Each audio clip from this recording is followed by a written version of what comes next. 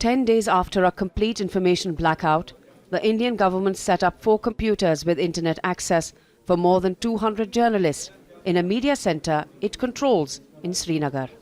The reporters wait patiently until it's their turn. SAMAAN LATEEF, who writes for the Indian daily The Tribune, says sometimes he queues for hours just to email his story and, if he's lucky, chat briefly with his editor. You have to stand in the queue and wait for them, and then you send the stories. You don't get time to to wait there for the response of the editors.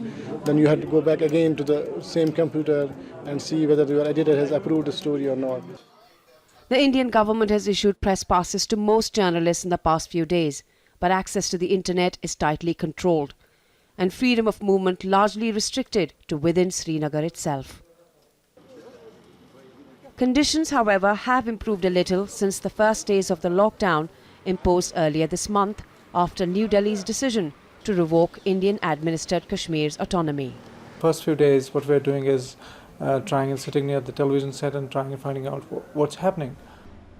On August 13, the editor of the Kashmir Times filed a petition in India's Supreme Court against the communications blackout. The government is saying that the people are happy, everything is fine, people are coming out on the roads. Let them tell us that they are indeed happy. Desperate.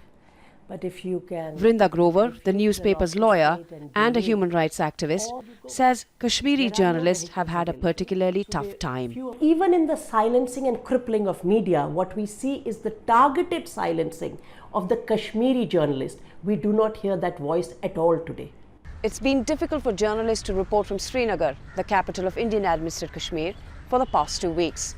A minute on one of the phone booths opened by the government was considered a luxury.